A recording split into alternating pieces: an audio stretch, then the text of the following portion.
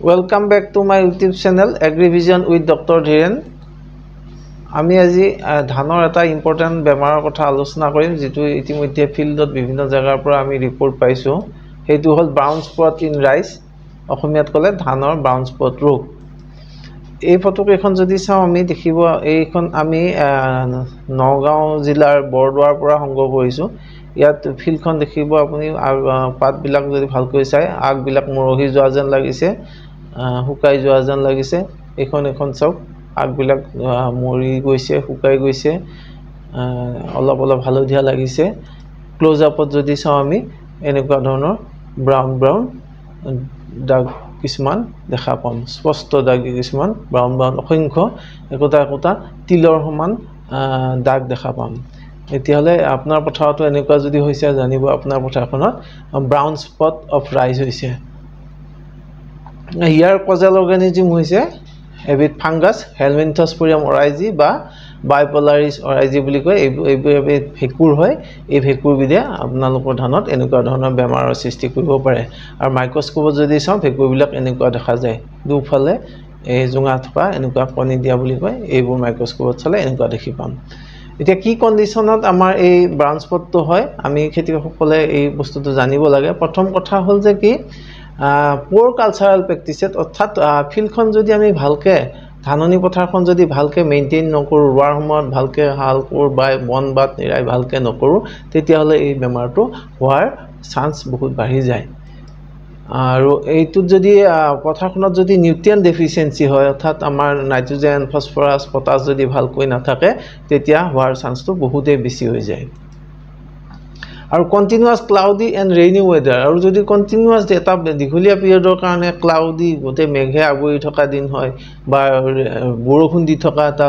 পৰিবেশ চলি থাকে তেতিয়া হলে এই ব্ৰাউন স্পটটো হোৱাৰ সম্ভাৱনাটো বহুত বাঢ়ি যায় আৰু হিউমিডিটি হাই হিউমিডিটি অৰ্থাৎ জলীয় বাষ্প যদি বহুত বাঢ়ি যায় এনভায়ৰনমেন্টত তেতিয়াও এইটো হোৱাৰ স্কোপটো বাঢ়ি যায় আৰু পোৰ ড্ৰেনেজ পানী যদি ওলাই সোমাই যাব নোৱাৰে পথাৰখনত আবদ্ধ পানী বেছি সময় থাকে তেতিয়াও এইটো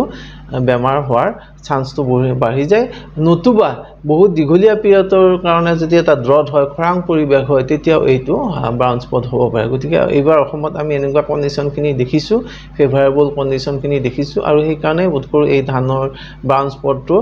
আমি বহুত জায়গাৰ পৰা হোৱা ফটো পাইছো ৰিপৰ্ট পাইছো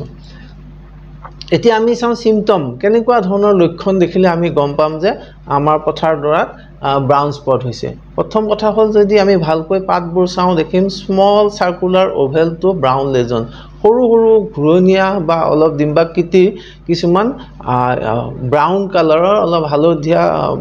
ধৰণৰ কালাৰৰ লেজনস দাগ কিছুমান দেখা পাম আমি যদি চাও এই পাতটো দেখিছেনে এইবিলাক সৰু একোটা তিলৰ সমান ডাঙৰ ব্ৰাউন কালাৰৰ লেজন অৰ্থাৎ দাগ দেখা পাইছো আৰু এই দাগ বিলাকৰ ইয়েলো হেলো এৰাউন্ড দি স্পট গোটে স্পট বিলাকৰ চাৰি সাইডে এটা হালধীয়া ধৰণৰ কালাৰ দেখা পাম আমি আৰু যদি সিভিয়াৰ ইনফেকশন হৈ যায় পথাৰডৰা খুব বেছিকৈ আক্ৰমণ হৈছে তেতিয়া হলে লিফ টিপ ড্ৰাইং এই মাত্ৰ আমি যেটো প্ৰথমতে ফটোখন চালো এই পাতৰ আগবিলাক এনেকৈ শুকাই গৈছে এই লিফ টিপ বিলাক ড্ৰাই হৈছে পাতৰ আগবিলাক শুকাই গৈছে আৰু পোৰ গ্ৰেইন ফিলিং ধান যদি ওলাবৰ হৈছে ধানৰ মানে গুটি বিলাক ভালকে পূৰণ নহব আধা পুৰ হ'ব অৰ্থাৎ এইবিলাক কাট পতান হ'ব black spot in the grain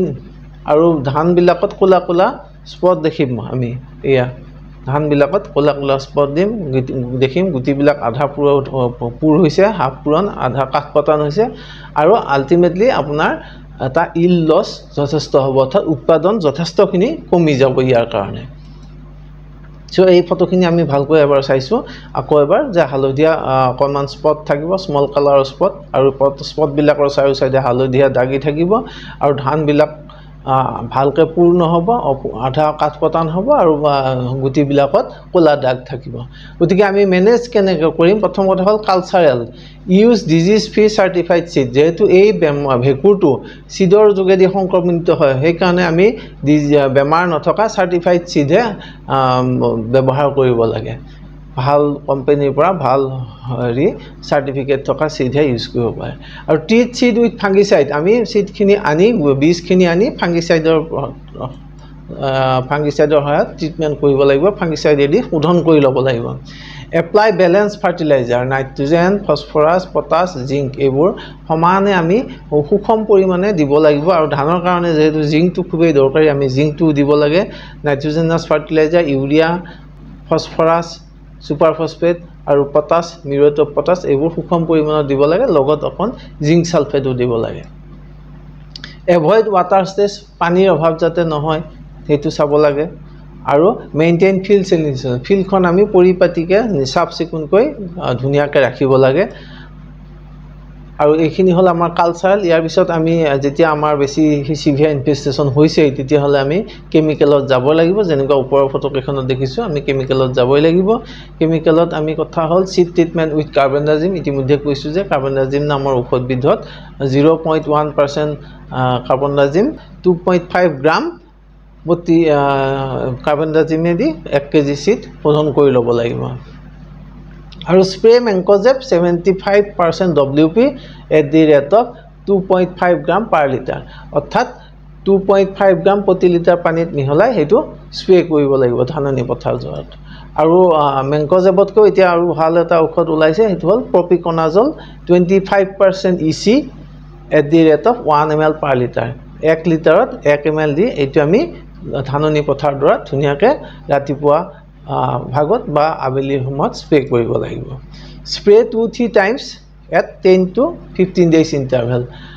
10 পৰা 15 দিনৰ বিৰতিত দুবাৰ বা তিনিবাৰ স্প্ৰে কৰিলে আমি এই ৰোগটোৰ পৰা সম্পূৰ্ণভাৱে নিৰাময় পাব পাৰিম শেষত আমি কনক্লুজনত আহো যে ব্ৰাউন স্পট অকাৰ্স ডিউ টু পোৰ কালচাৰাল প্ৰেক্টিসেছ যদি আমি ধাননি পথাৰ দৰা ভালকৈ মেইনটেইন নকৰো যিবিলাক আমি ৰোৱাৰ সময়ত ভালকৈ মেইনটেইন নকৰো ঘাঁহ বন নিয়ন্ত্ৰণ নকৰো যথেষ্ট পৰিমাণে ফাৰ্টিলাইজাৰ অৰ্থাৎ সুষম ধৰণৰ নিউট্ৰিয়েন্ট নাথাকে তেতিয়া হয় আৰু এটো সমাধান পাবলৈ হলে এক নম্বৰ হল যে আমি সিড ট্ৰিটমেন্ট কৰিব লাগিব আলোচনা কৰাৰ ধৰণে বেলেন্স NPK দিব লাগিব নাইট্ৰোজেন ফসফৰাছ পটাছ বেলেন্স হিচাপত দিব লাগিব আৰু স্প্ৰে ফৰ ইফেক্টিভ কন্ট্ৰোল আৰু ওপৰত উল্লেখ কৰা ধৰণে স্প্ৰে কৰিলে আমি এই বেমাৰটোৰ পৰা নিয়ন্ত্ৰণ পাব গতিকে আজিলৈকে ইমানেই এনেকুৱা ধৰণৰ দিহা পৰামৰ্শ পাই থাকিবলৈ আপোনালোকে এগ্ৰিভিজন উইথ ডক্টৰ ধিয়ান শৰ্মা চাই থাকক থ্যাংক ইউ ফৰ ভিউইং